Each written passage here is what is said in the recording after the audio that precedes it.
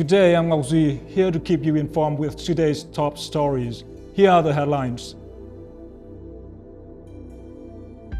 State leader requests comprehensive restructuring of Defense Ministry. Da Nang city introduces tourism potential in India.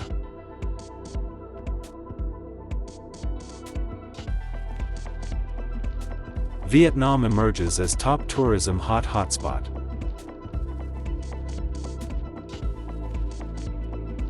Cabinet members deliberate on 7 draft laws.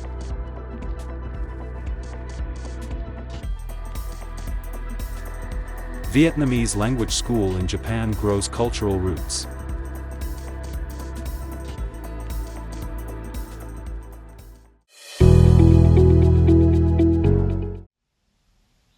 State President Luong Cuong on February 20th urged the Ministry of National Defense to take the lead in implementing the restructuring scheme, based on the principle of one agency handles multiple tasks, and each task is assigned to only one body.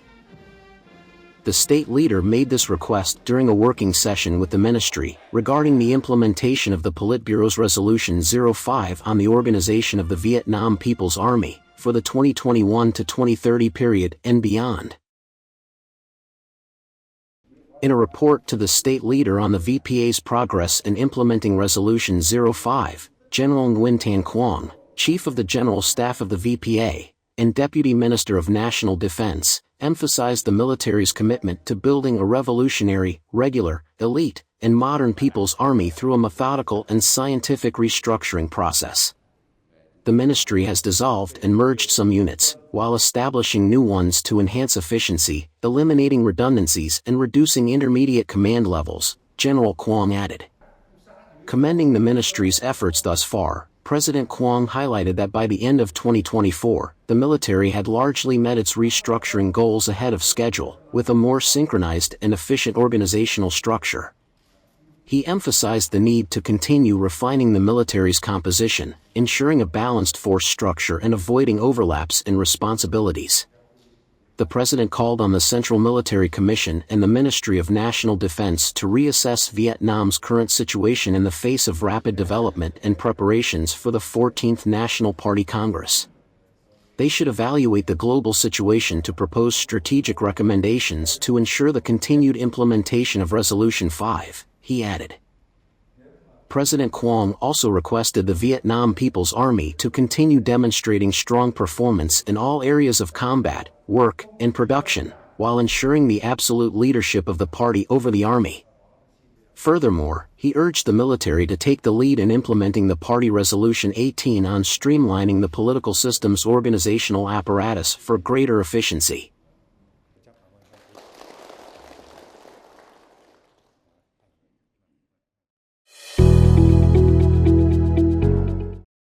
Vietnamese ambassador to India, Nguyen Tan Hai, reaffirmed his commitment to supporting localities and businesses in strengthening socio-economic cooperation between Vietnam and India, particularly in the tourism sector.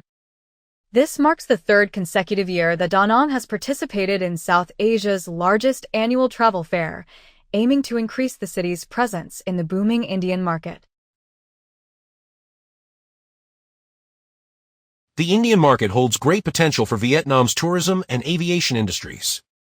With its remarkable growth in recent years, India is set to become a leading market for Vietnam's tourism and aviation sectors. Taking place from February 19th to 21st, the event has drawn the participation of over 1,800 exhibitors. The event is expected to attract over 50,000 visitors, reinforcing its status as South Asia's largest and most influential travel and tourism exhibition.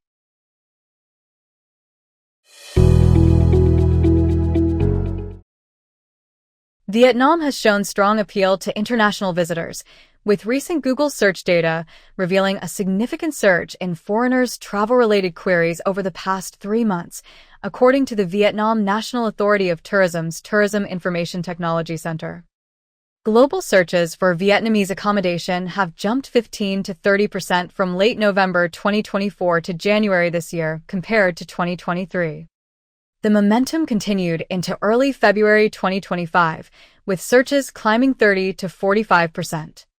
The U.S. was the leading source of international interest, followed by Australia, India, Japan, the Republic of Korea, and Singapore, representing Vietnam's core tourism markets across Northeast Asia, Southeast Asia, Europe, and North America. The most searched Vietnamese destinations were Ho Chi Minh City, Hanoi, Da Nang, Phu Quoc, Nha Trang, and Hoi An. This digital enthusiasm has translated into concrete visitor numbers, with January 2025 marking a historic milestone as Vietnam welcomed 2.1 million international tourists, shattering the record of nearly 2 million set in January 2020. This represents an 18.5% month-over-month increase and a remarkable 36.9% year-over-year growth, attributed to the country's progressive visa policies and breakthrough promotional campaigns. With a view to boosting tourism prospects, the government issued a resolution on January 15th, waiving visas for the citizens of Poland, the Czech Republic, and Switzerland for a temporary stay of up to 45 days. The policy, taking effect from March 1st to December 31st, 2025, is expected to help Vietnam lure more visitors from those countries. The tourism industry eyes to host some 22 to 23 million international visitors and 120 to 130 million domestic tourists and gain around $40 billion in tourism revenue.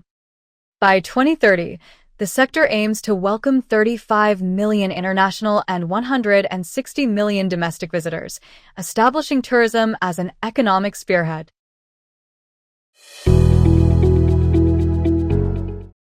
The government held a lawmaking session in Hanoi on February 20th to discuss 7 draft laws, each designed to introduce new and breakthrough regulations that will clear the path for future growth.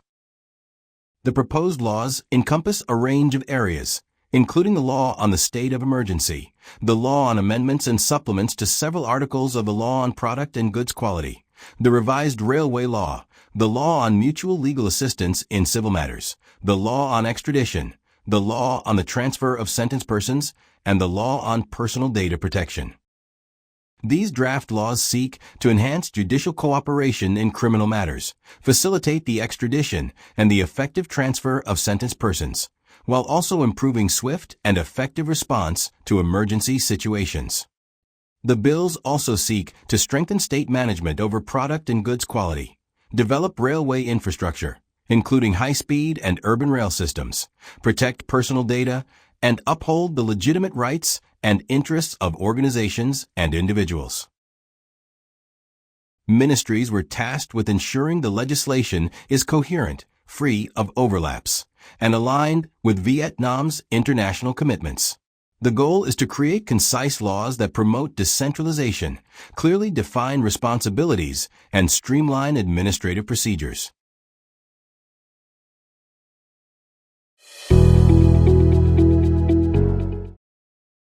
Nestled in the heart of Fukuoka, Japan, the Dai Viet language school serves as a vital hub for Vietnamese children to stay connected to their mother tongue and cultural heritage.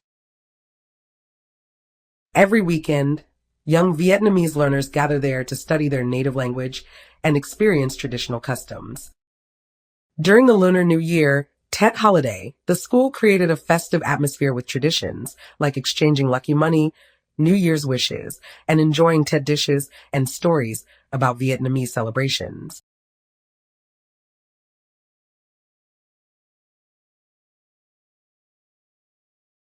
My name is Sawi. I'm 8 years old. I like to learn Vietnamese so much, and I can sing the national anthem.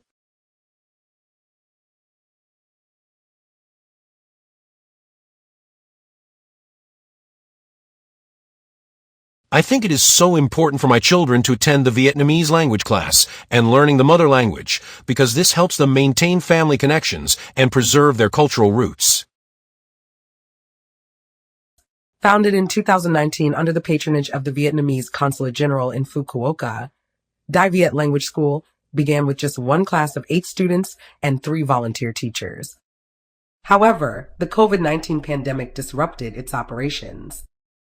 Determined to revive Vietnamese language education, School Director Nguyen Duyen resumed the operation of the My Vietnamese program in 2023.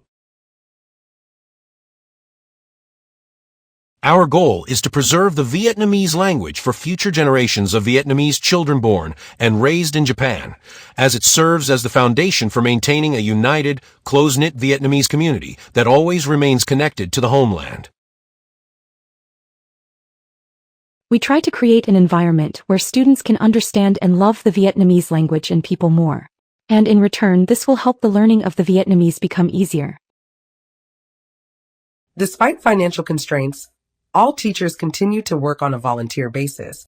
Looking ahead, the school plans to expand the program by developing an online curriculum and training more teachers to reach families in remote areas. It envisioned bringing the My Vietnamese model to other districts in Fukuoka and neighboring provinces.